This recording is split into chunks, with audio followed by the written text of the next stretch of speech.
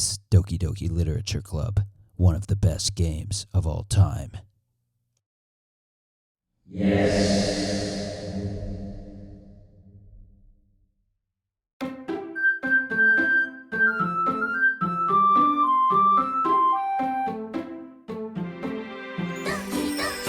Okay. Hello, everyone, and welcome to the Best Games of All Time podcast, where we were formerly the Greatest Games of All Time podcast, and where we endeavor to have the shortest introduction in all of games podcasting. I'm Aaron. This is my co-host, Brandon. Hello. And tonight we are talking about Doki Doki Literature Club, the 2017 freeware visual novel developed by Team Salvato. And Brandon, I'm going to go first, if it's okay with you. Good. Let's do it. So, Brandon, for me, this game contains so much meaning that I don't really know where to begin on it. And the only approach that I can discern is just to approach it kind of as it presents itself to us, which is, of course, as an anime dating simulation. And I think it's possible to separate that term and talk about anime and dating sims separately. And I actually like some anime. Like, I've seen some of the really critically acclaimed stuff, like the pseudo philosophical stuff. Like, I've seen the first Ghost in the Shell movie. I've seen Cowboy Bebop. I've seen some of Neon Genesis Evangelion. But there's something I see a lot of in anime, and to me, it's kind of like a really heavy use of stereotypes, tropes, to describe characters, particularly women characters. And I think you can see this visually as well as in how personalities are shown in anime. And there's something going on visually where, to me, it sure seems like anime artists really love to draw these women who have like really large breasts, really tiny waists, and really long legs. And when I see this, it makes me think a couple things.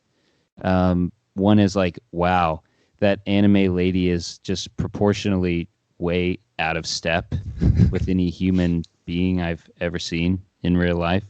And the other thing is, when I see this, I feel like I'm looking at a drawing of a thing that the artist wants to have sex with.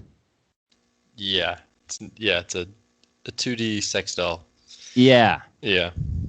And so that's the visual aspect, and I think you can see it with personalities too. So you might have there's a character type that's like the cutesy, airhead, ditzy type, to use a kind of gendered term, who is so clumsy that they seem to have problems just getting through like day-to-day life, accomplishing basic life tasks. Yeah. And they seem to be just sort of like waiting for a man to come along and help them, you know? Mm-hmm. And then I think you can see the like fiery, quick to anger, easily offended girl who yells a lot and often ends up being the comic relief by hitting other characters. Mm-hmm. And so all of these are present in Doki Doki Literature Club. And it's clear that it's intentional because the game goes on to subvert all these tropes, I think, to great effect later on. But it establishes those classic anime tropes so well that I just felt really uncomfortable playing it, like especially the first act. Some of like the flirting between people who are not of legal age, you know? Yeah. Like more uncomfortable than some of the scenes of graphic violence that come in the later chapters. Yeah, I totally agree with that, and I found myself wondering after playing this how similar people's playthroughs would be I wonder what the numbers are given the characters that you can choose to first pursue. Yeah. Because I found myself, avoiding the youngest one. Natsuki. Natsuki, yeah, because it was so effective at like being uncomfortable with the flirtatiousness they're throwing at you. Yeah. And I think there's one in particular where I've played the game through multiple times, so I've seen both of the, like, you can get like special scenes with each girl, depending on which one you decide to pursue. And the one with Natsuki, there's one. It seems like she's supposed to be 15, maybe 16, you know. But there's one scene where she's like sitting on the floor next to you, and the perspective changes, and it shows like a full page art image of her sitting on the floor next to you, and she looks like she's about 13 years old as she's drawn in that image. And I think, and I haven't played other dating sims, but what I gather is that the game sets out to take a lot of these kind of tropey things like that and subvert them ultimately to make what I feel is a political point. But it's like very well established to the point that I was like, Jesus Christ, I hope no one. It's like I want to get up and deadbolt the door when playing it. So, there's some moments of extreme discomfort early on. Yeah, it's definitely plenty of moments in that game where I could see myself, it's not what it looks like, explaining my way out of like, hold on, it's a horror game. Like, your wife walks in. Come back. Yeah. So what was your first thing? Well, now my first thing I feel creepy about talking about because when you set that tone. Mine was the effectiveness of emotional connection that the game is able to generate. Yeah. I think that's partly. I think that's a nod to the writing, but it's also just it's an understanding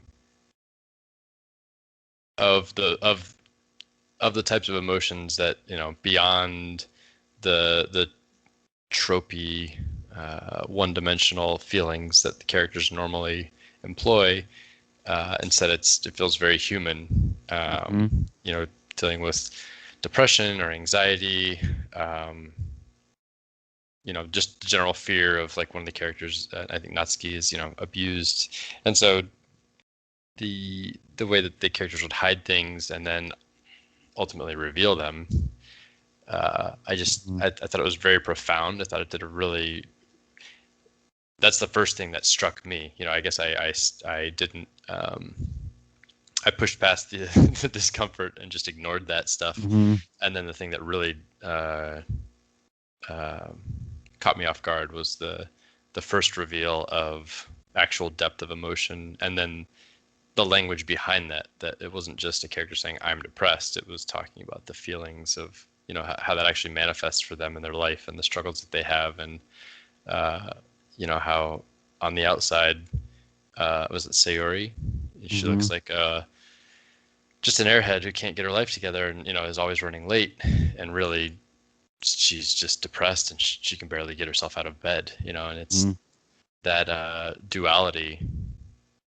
I think most people can relate to that of feeling one way and then being observed in another. Yeah.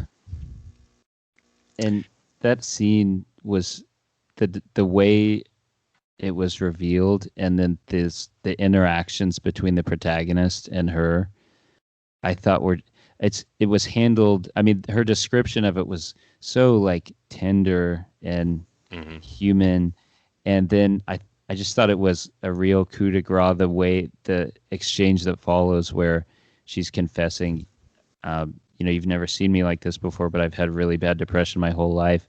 And the character predictably responds, the main character. He's like, oh, well, I'm going to be by your side every step of the way. I'm going to do everything I can.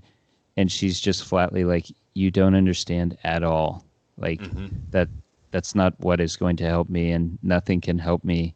And it's like I've watched some streams of Dan Salvato, the game creator, where he plays the game and talks about it. And he was saying with that scene in particular, in a typical anime dating sim, that's the scene where like romance would be initiated or like pushed further down the path because someone would confess their depression, and then the protagonist has the opportunity to come in and save the girl, and say, "Oh, I'm going to help you now," and that's part of their romance. But his attempt to do that completely falls flat in this game. And I just thought it was such a human treatment of depression. Yeah, I agree. I thought, yeah, I don't know what more to add there, but because I agree. Yeah, and I think we should talk about so we talked about anime. I think we should talk about the dating sim aspect too. I think the key thing to point out about dating sims is that they present this like idealized view of the world for a certain type of person, which is like a heterosexual man, typically, where it's like there's an array of girls laid out for the protagonist choosing, and they have no real role outside of the development of the protagonist. And I thought and they have no life, they have no agency. They're just there to deliver enjoyment for the protagonist.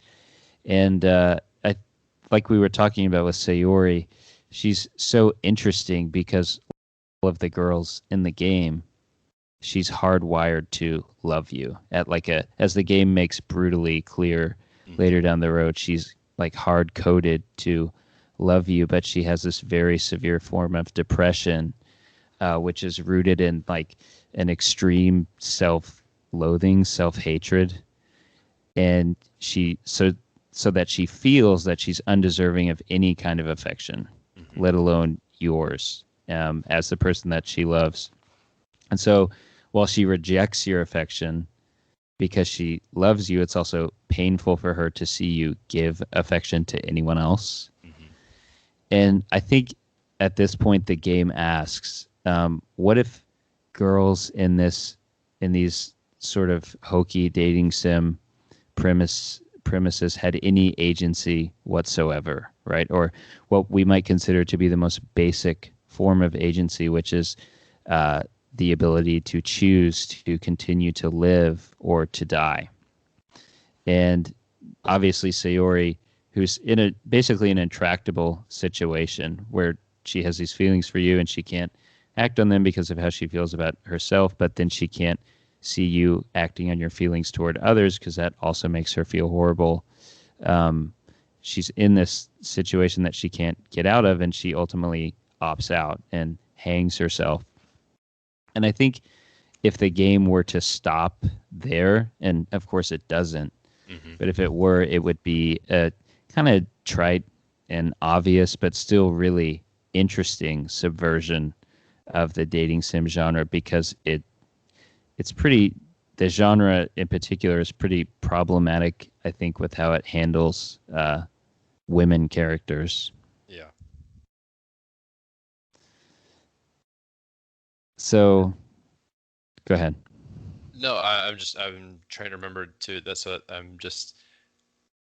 when she hangs herself, the game, it sort of ends there, right? That's when the next phase of the gameplay kind of kicks in. Yes. Because you have that horror moment, of like, oh god, and then it kind of just glitches out and you're brought back.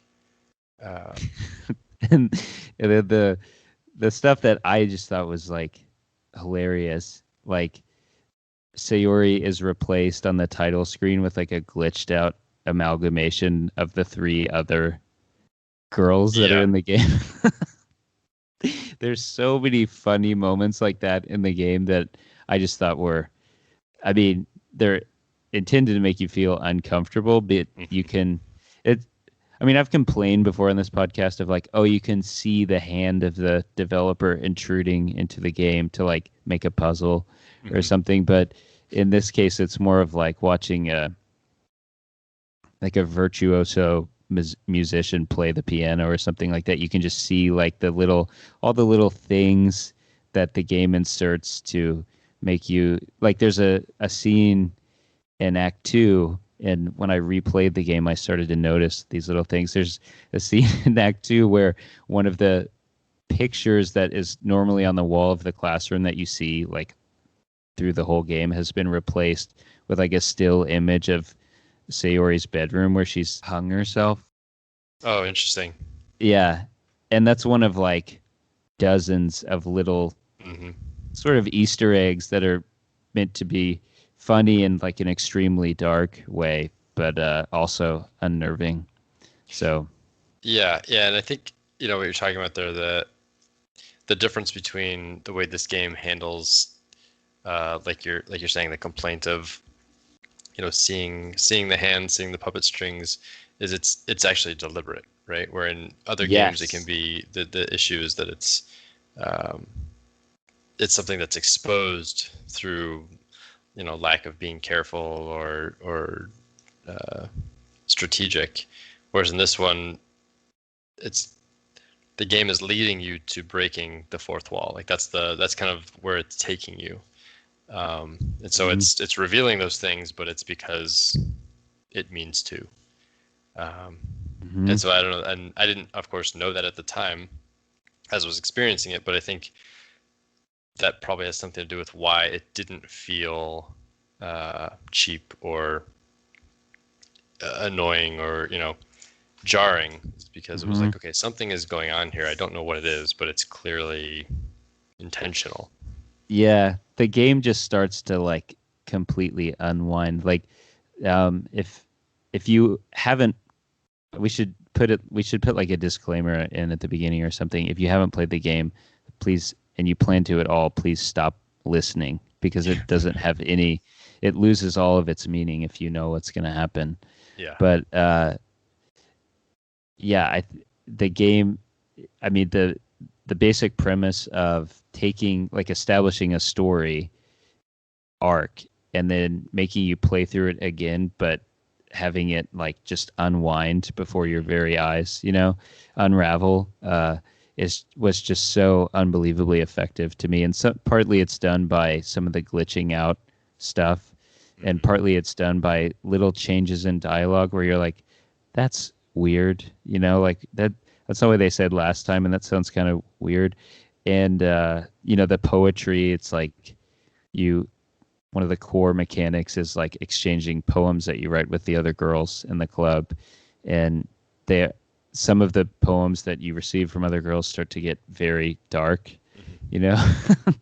and one ends up being like ask for help, like, hey, I can't talk about this out loud, but can you please help this person? I think something is wrong with him. So yeah, I just thought it was so effective. And as someone who never plays horror games because I'm too scared and I need my mommy or you over at my house to help me get through it, but it was just remarkably effective to me. Yeah, no, the thing that I did like about it if you're talking in the pillar of horror, is that it was effective and it was creepy and it wasn't, I think the things like we talked about that they do use that are uncomfortable, like the top-down shot of the young girl, and these kind of things. That's intentional. Like the feeling of discomfort is produced, or it's manufactured. That's all by design. And then the horror elements themselves, when get the violence comes in with how their characters are offing themselves. There's a campiness to it where it's, well, I don't know. There's a campiness to it, but then there's also, I'm thinking about Yuri, right, where she's kind of comically stabbing herself. Yeah. It's like very abrupt and jarring and over the top, but then it's followed up by sitting in the classroom with her over the weekend while her corpse decays, and you're just like sitting there, presumably your character is in shock, just kind of like, I Or can't it's sort of move. like, yeah. Or the way I interpreted it is like you're stuck. There's like a script error, or Mm, something like that. And you're like forced to observe it, or, because you can't yeah, leave. There's like no pathway in the game for you to just leave. I think that's a better interpretation of it. And I think actually Monica references that when she finds you on Monday, right? Says something about, The script breaking. Yeah. yeah. Yeah. And then Um, she goes, that must have been so boring. yeah. Oh man, it's so good. Yeah, and in that scene, it's like, I mean, it's very like gross, right? It's like the corpse, like the life fades from her eyes, like more and more because you're in there all weekend and you have to hit fast forward because time is like proceeding at a normal pace, but you have to hit fast forward or it's gonna take like literally 48 hours to get through the weekend, Right. and it's just page after page of like weird glitched out text scrolling at the bottom of the screen, and the music is just this weird like ominous creepy thing. It's just so good. I mean, the right way to play this game is, I think, an experience that not many people had, unfortunately, but it's to be the person who plays these types of games normally, like not Mm. horror subversions of dating sims, but who plays dating sims, and then to have played this completely sight unseen and had this all unfold as a surprise, which the game has such a reputation and did within a few months of it coming out, that I think relatively few people ended up having that experience. Yeah, I would love to hear about that from someone though that did enter it thinking it was a dating sim, because it's at least an hour, right, of gameplay where it seems like and again, I haven't played other dating sims, but I get the idea that the first whatever 40 minutes or an hour of it are very much what a dating sim is, uh, the reading through a novel and sort of choosing branching paths, but you're definitely on rails. Um, Yeah. so I could see how it could lead you to believe it's one thing and then be something completely different. I mean, now you go to the Steam page and on the very front page it says psychological horror or something. So, Mm. uh, you know, it, yeah, the cat's out of the bag at this point, right? I mean, obviously it's got a reputation, but Yeah. Um, I wanted to talk about, like, before we were alluding to, it doesn't stop there after Sayori's suicide, and we later find out the reason that Sayori and later Yuri kill themselves is because they are, Monica is a sentient AI. Monica, Mhm. who's like the club leader and is sort of like a tutorial type character, right? Who's meant to just help you, but not be someone that you can have a relationship with in the game. She's woken up as a sentient AI, and she has gone into Sayori and Yuri's character files and tweaked aspects of their personalities. Again, these are video game create a character mode like archetypes with tweakable sliders, essentially. Mhm. Um, and she has tweaked their personalities to make Sayori more depressive and Yuri more obsessive. Um, but I thought, for me, what this game, or what that plot twist was emphasizing, is that everything in the game is the product of code. It's all a simulation, right? Mhm. And the only way you get this type of situation where there's a group of women arrayed before a male protagonist who then gets to choose is in a simulation. And I think the game is in part trying to warn us, or at least make a political point about kind of the dangers, I guess, or the problems inherent to these simulations or virtual worlds, that simulate real world interactions like romantic love without being an accurate simulation at all, because of all of the human aspects of the person that you're pursuing have been stripped away, and it's just someone who's coded to say yes, basically. And it reminded me of this Hayao Miyazaki quote that I just happened to come across as I was preparing for this podcast, and it's from a TV documentary where he's just sort of showing his artistic process. And this is what he says. He says, "You see, whether you can draw like this or not, or being able, or whether you can think up this kind of design, it depends on, whether or not you can say to yourself, oh yeah, girls like this exist in real life. If you don't spend time watching real people, you can't do this because you've never seen it. Some people spend their lives interested only in themselves. Almost all Japanese animation is produced with hardly any basis taken from observing real people. It's produced by humans who can't stand looking at other humans. And that's why the industry is full of otaku." And Thanks. yeah, so he's has his opinion on that is pretty hardened.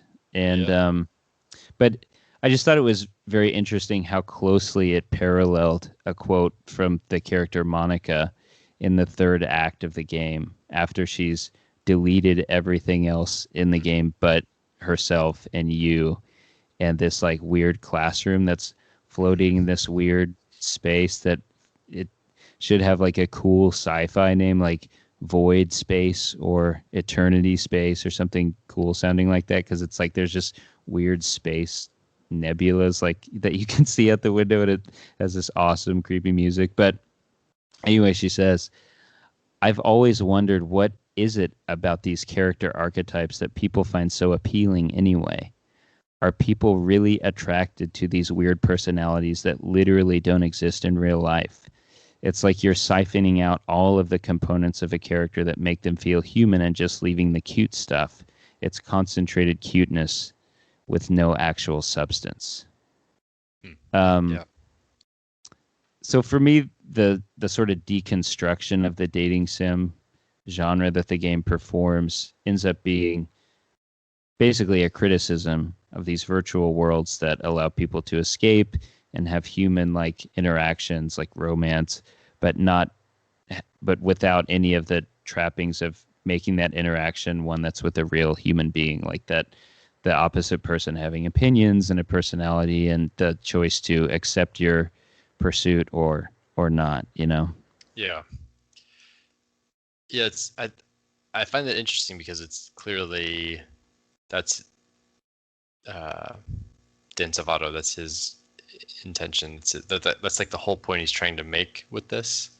And he has said that, that was kind of the purpose behind it. But then he's also a fan of this kind of stuff. Yeah. I don't know, that's just the way those play at odds with each other. Totally. Is really interesting. I don't know what's going on there. Yeah, and I don't really know what to make of it, other than, I mean, some of the stuff he said is like people like what they like, and there's one of his real big themes is that, just because someone has some hobby, and you can see this in the way the character Yuri is written, because she says stuff like this all the time. It's like, just because someone has a hobby that doesn't appeal to you, does it mean that you need to judge them or something like that? And I find that hard, like, not to do. But at the same time, I played like Pokemon growing up, and like by the time people got in middle school, it was already uncool to play Pokemon Red and Blue, And so I remember that very vividly, being like ashamed and wanting to hide that. And so it's like my instinct is to come down hard on the genre because of some of the problematic aspects with gender and the way that women are depicted visually. But it's like I feel like I need to listen to what Dan's saying and say, and it's like, well, that's their hobby, and it's not hurting anyone, at least directly. So it might be hurting those people who play those types of games because it leads them to retreat into virtual worlds, but it's kind of none of my business, maybe. Yeah, I think that's a good point. I think that's probably I can relate to that as well, and I think probably most people can. We each have something that we could be judged for. I would say wrongfully judged for, like your example of Pokemon. Like who gives a fuck, right? But people clearly do and did. But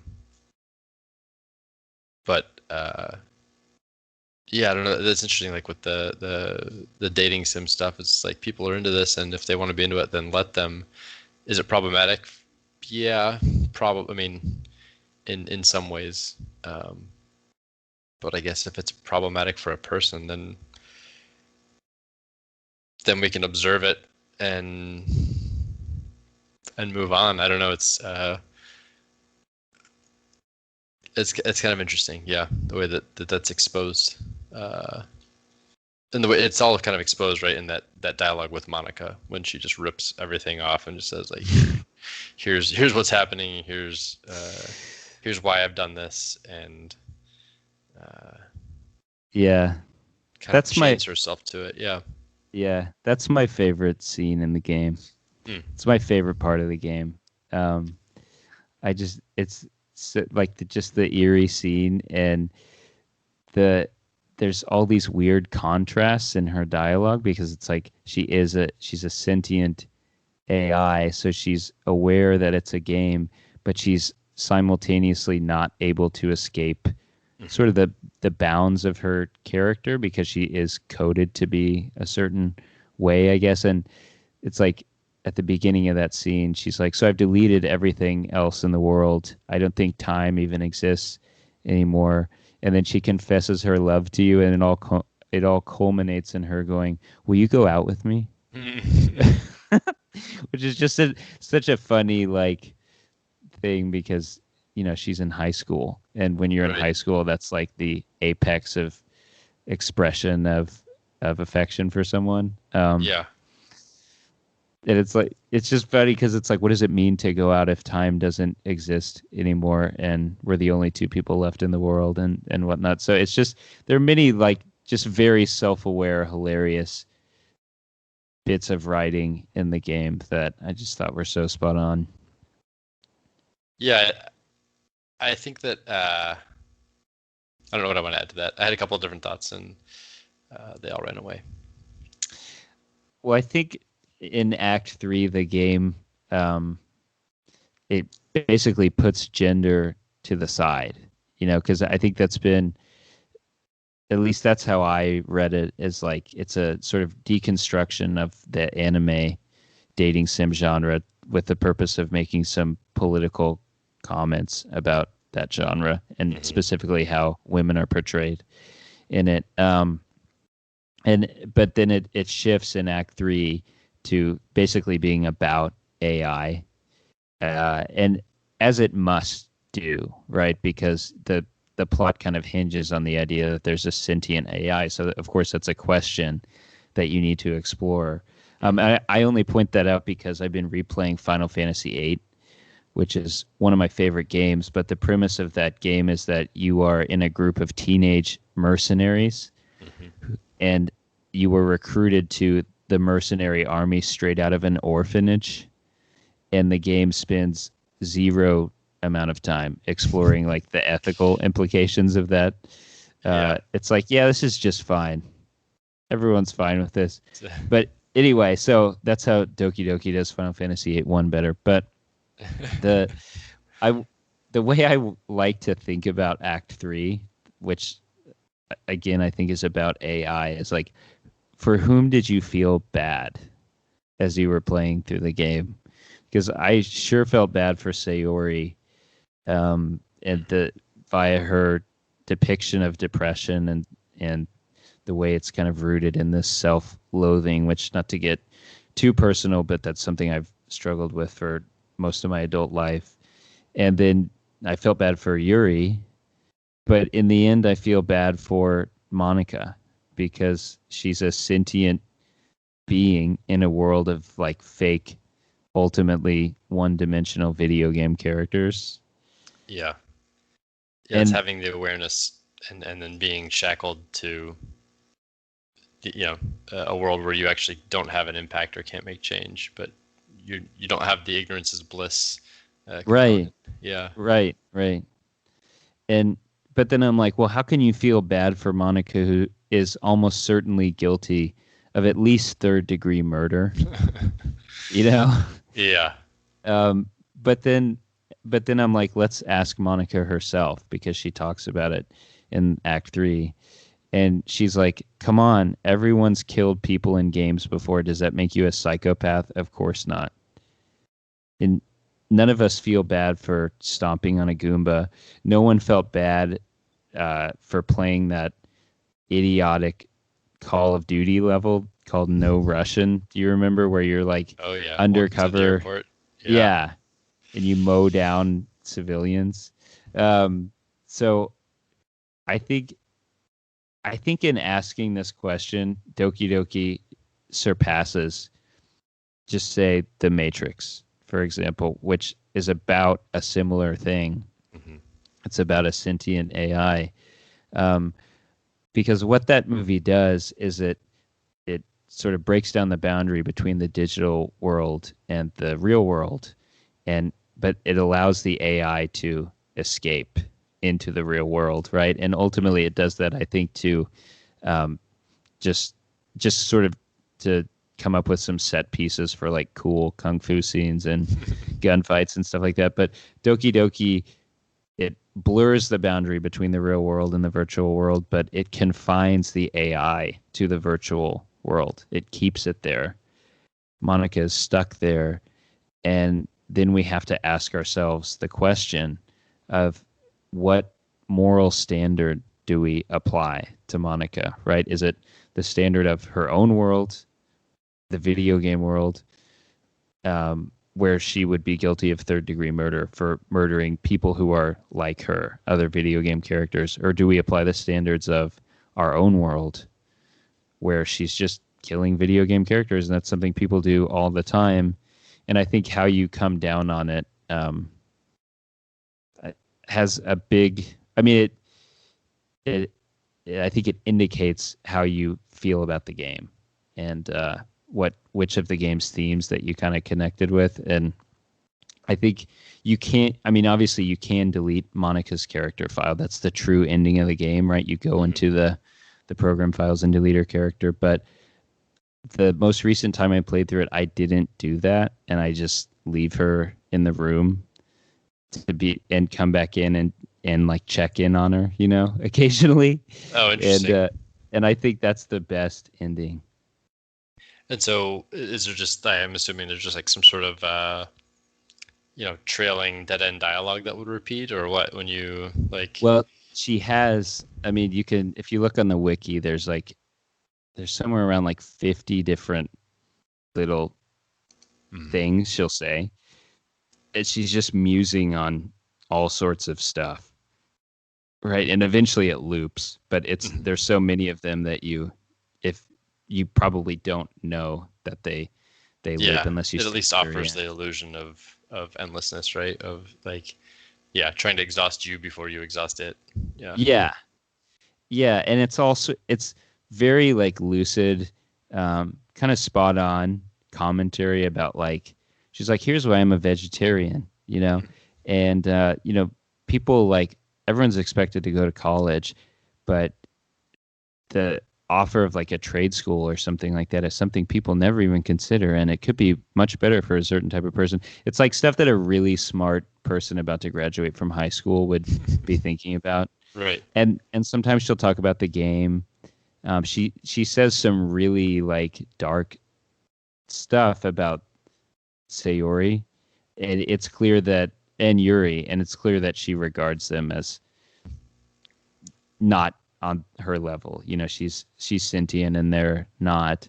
So she says stuff about how when Sayori hanged herself, she did it wrong, and so she like made it much worse for herself than it really needed to be, like very casually, you know.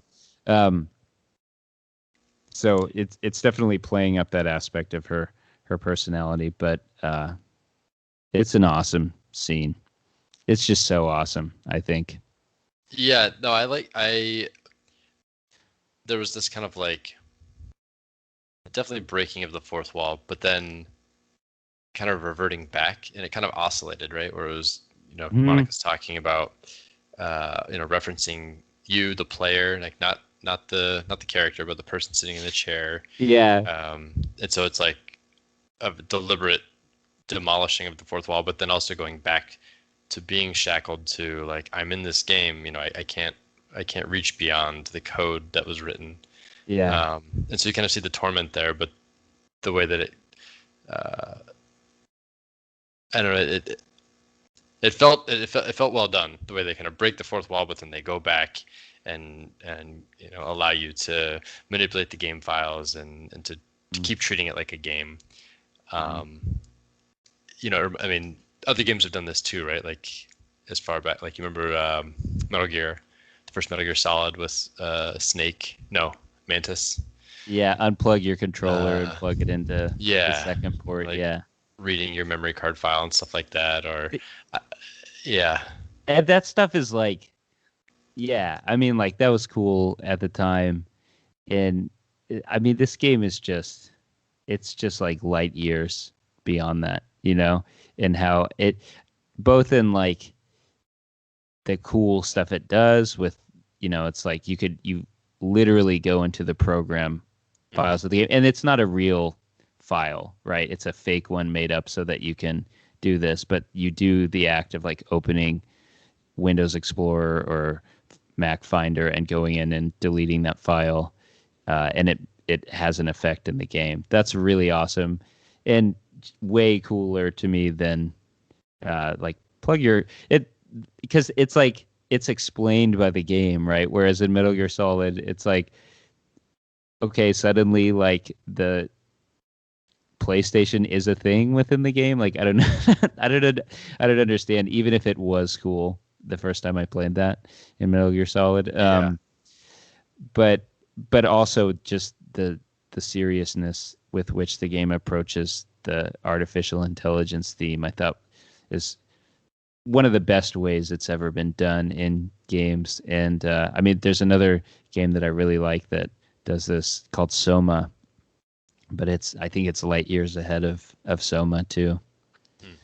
Yeah, I haven't seen it in like another game that does it. You see little nods of it where like Eternal Darkness, they kind of screw with you, but you're not pulled in as much. It's very much, you're reacting to it, or it's happening to you, and it's kind of gimmicky.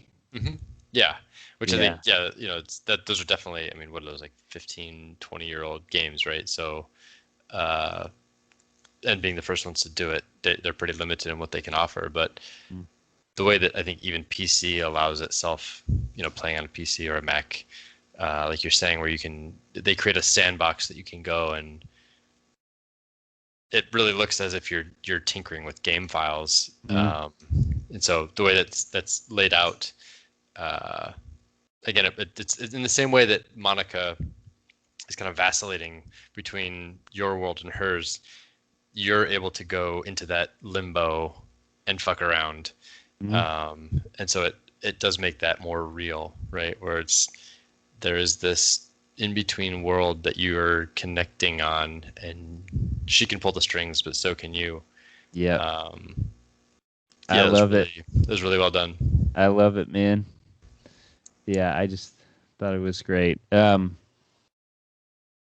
So that's that's where I land on it, is like, I've never played a game that approached, it's like so ambitious in a way, right? With some of the questions that it tackles. And I mean, how vital is its sort of exploration of gender now? Think about, do you know what the Bechdel test is? I don't. It's At this least yeah. it's this thing that it was created by this cartoonist. I think her name is Alison Bechdel, and it just asks the question uh, of a work of fiction: are there two women in the work of fiction who talk to each other about something other than a man? Hmm. And there's a website, bechteltest.com, where people can submit reviews of movies based on that criteria. And there's a whole slew of movies, like even last year, that were huge movies that didn't pass this test. There's like Ad Astra did not pass the test. Um, that children's movie, How to Train Your Dragon, the most recent one, did not pass that test. John Wick 3 did not pass that test. But guess what did? Pokemon Detective Pikachu did Wow. pass the test. So video Okay, games. haters. Yeah. Yeah, so I mean, and think about video games in particular. It's like how many Ubisoft execs have been fired in the past year because people are coming forward about Yeah. the horrible environment of like sexism and harassment. So I just think it's like asking the right questions at the right time, and in the end, it's like it's a video game. So what does it really do to advance the that agenda? But it sure does a lot more than any other game that I've ever played tried to do. I guess so. On that comment, I think I would agree then. But because before you said that, I was thinking like it does offer these questions and this topic, but I guess for me it didn't feel like it really advanced a conversation around them. It just kind of is putting it in your face like, hey, look at this, you're sitting with a 12-year-old girl. Like isn't that interesting? Like how does that make you feel?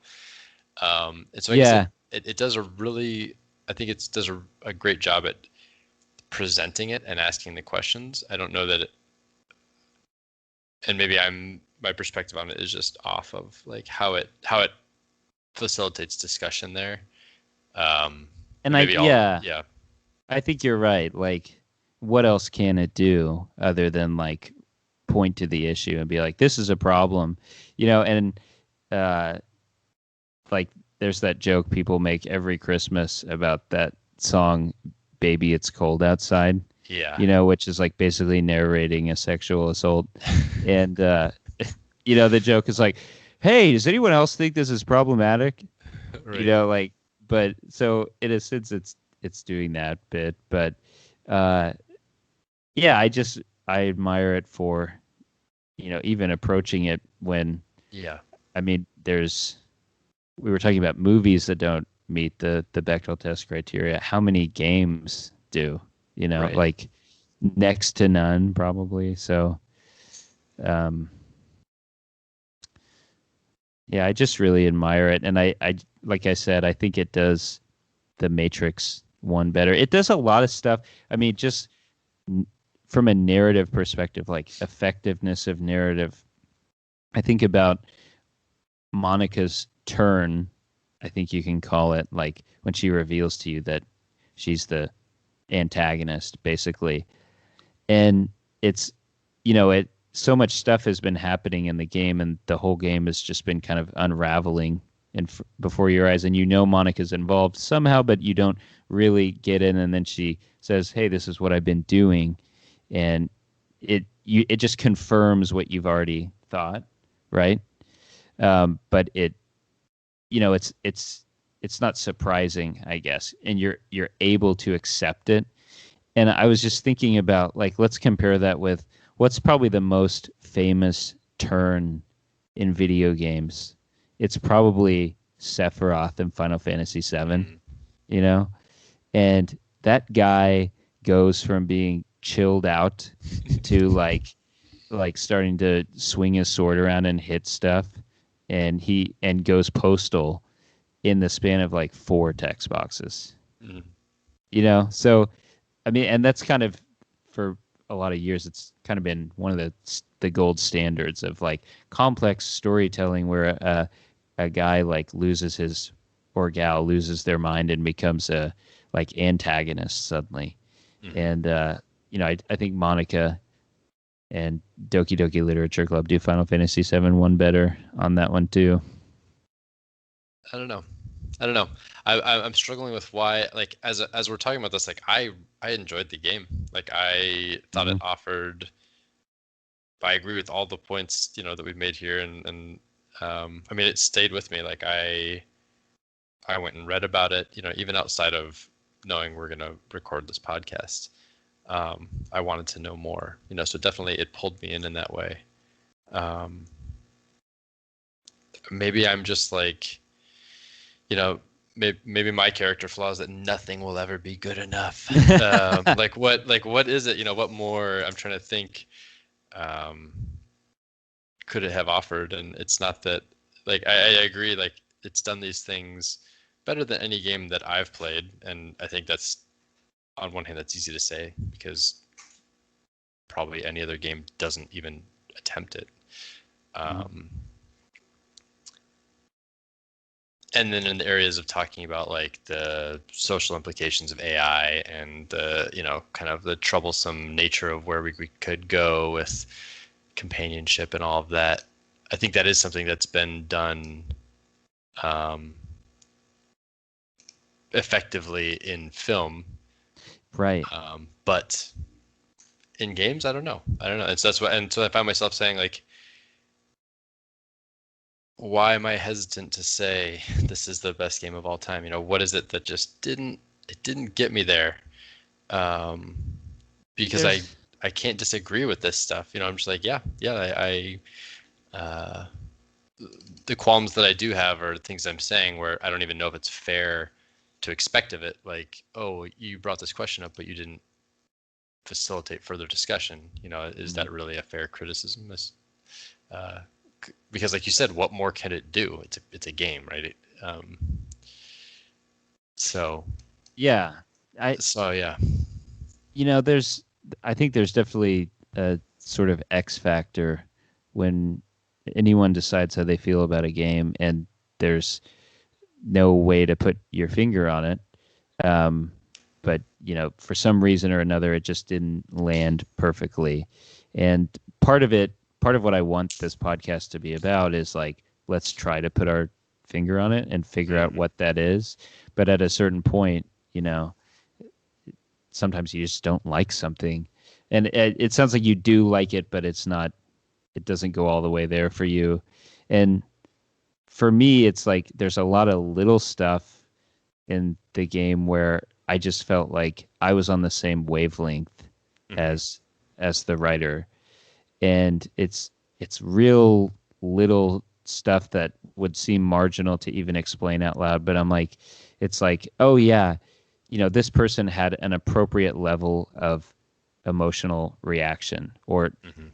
it's like this game spent enough time on the character's reaction to Sayori's suicide. It wasn't 4 text boxes, it was like 15 text Mhm. boxes. And that's the way it should be. And it sounds trivial to explain out loud, but there are many moments in the game like that where I was expecting the game to go in a direction and then it did, Mhm. and or it's like the game should do this next and then it did. And I mean, it's one of the many like micro level things that push it over the edge for Yeah, me. that's I really like that you pointed that out because that that was one of the things that I think did count against it for me when um, Sayori's killed herself, and then you restarted the game. Things are weird, and then it kind of accelerates things, right? And it is explained by Monica, where she's like, "Look, I'm done with these idiots. I just wanted us to be together." Um, but it is a hang up for me is when Yuri kills herself. It was very like the way her character escalated and then killed herself was jarring. Where what I Too found sudden. myself, it was very sudden, and it was just like Hmm. they do explain it away, so it makes sense. But what I found myself wanting, kind of what you're saying of like, here's where the game should go, and then it didn't for me, was I wanted more of that psychological horror. Um, where almost kind of like it's like that dream where you just want to wake up so badly and it's impossible. Like you cannot wake up and you're aware of the horror and you're just like, fucking kill me. Like I just want this to be over. And I wanted more of that feeling that it was, because it was really good at producing that, where it was just like, oh God, you know, like when Sayori killed herself and just kind of the depth of emotion that's exposed and expressed there, just like, holy shit. Yeah. And I wanted that, you know, more. It's like, okay, Yuri is this tortured character. And so what I thought was going to happen is I was going to go through each of these characters and get closer to them. And I thought it was going to be a one by one, you know, picking off and restarting after that first hook. And so I found myself, you know, oh, we're going to go to Yuri's house or my house or whatever, and things are going to escalate gradually out of control until it's exposed in some way of like, oh, I cut myself, and you know, just something, just like, again, just watching the horror unfold. Yeah. And I guess that makes me sound like a totally sick person, but that's what that's what draws me to horror games, right? Is it's like I know something terrible is going to happen. That's why I'm fucking playing this game. Yeah. And so I think for me that ended up clouding what followed. I remember you said Yuri, it felt like her suicide was sudden, and then like they could have done it with Natsuki next too. I mean, for me, it was like the way that the game was making you replay the same stuff, but it's like slightly weird at first, and then it starts to get like, it starts with like little weird stuff, like your mouse pointer ends up turning into like a glitched out version of Sayori's face. Yeah. You know, like real little weird stuff. And then like the music is pitched, like some of the notes are pitched like a half note too high. Or that scene where the background starts to rotate almost like imperceptibly slowly. And then by the end you're like, the background is rotated, but I didn't notice it rotating at all. And that's what, like, the game was so good at doing that. It felt so good, and that's what I love from horror games. Is like, fuck all the monster closet, like jump scares, like that stuff. It's just annoying. Like I hate that. Yeah. It's good when it's effectively used. Yeah. But I want the psychological horror. I want to be like, what the hell is going on? Like, what just happened? Like, did the room just rotate? Like, what? Yeah. Am I fucking crazy right now? Like, that's what I want to be questioning my reality, and it teased me. I think that's what that was there, and I just like I said, you know, nothing's ever good enough, so that's going to be my hang up with this one. But I'm so close to wanting to say the words, but I'm not going to say the words. I was hoping to be able to get you there. You almost did. You definitely got me closer than I was, but I at least was able to find my hang up, you know, and so that's on me. I know I'm a douche about that, but I mean, I'm a big jerk off about any Yeah, games. you are. Like, in more ways than one. And like I wanna say, like, for mini games, I wanna be like, this game sucks. I hate this game. You know, and like, if you've listened to past episodes and you've liked a lot the games that we've covered, I'm sure it has seemed hopelessly reductive, you know, to some of the stuff that we've said about Ocarina of Time, and that's my snobby self. Like, but when I find something that makes me feel like, oh man, this is good, then I want to give it a 10 out of 10 in the same way that, like, I want to be the person who's willing to maybe give more 10 out of 10s than the average person would, because when I think something's great, I think it's really, really great. And I mean, so that's partly why I feel as strongly about this game as I do, because I feel like if I like something, I just want to say that I really like it. And this game just hit me like a fucking freight train. Like, I was like reeling for days afterward thinking about it. And I love that. That's like the greatest. I mean, that's the greatest thing for games, right? That really is like, I love that feeling.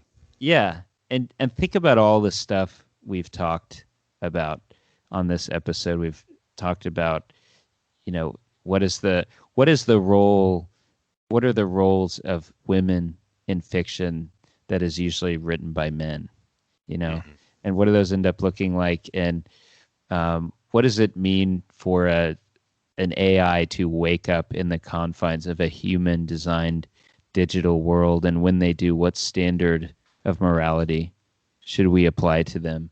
Mm-hmm. And it's all come from a fucking anime dating sim, like a 4-hour long anime dating sim made by one person with a few two hired artists. He even did all the music by himself, and it's a little like it's the stuff that I love. It's like a hardcore punk EP of a video game for me. It's just so short, sweet, fast, to the point, brutally honest,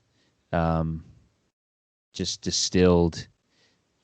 It's so good. So that's why I love it. It's so very good. It's very good. It's very good. It's very, very good. Yeah. And I want to get you all the way there. I'm not going to say the words. But I know you can't. So you can say it, though. Yeah, it's one of the best games ever made. I love that. You heard it here first. Doki Doki Literature Club is better than Ocarina of Time. It's way better than Ocarina of Time. I mean, so, yeah. I don't know. Based on my previous judgment of Ocarina of Time and now my judgment here, I guess I can't disagree with you, which is weird to say, but well done. Well done, Doki Doki. Yep. You're good. I think that does it. So please consider leaving us a review if you enjoyed listening to this. We now have a website, which is it's just bestgamesofalltimepodcast.com. And you can email us any comments you have to bestgamespod@gmail.com. And maybe one day we'll get Twitter too. But that's where we are right now. Thanks for listening. Thanks.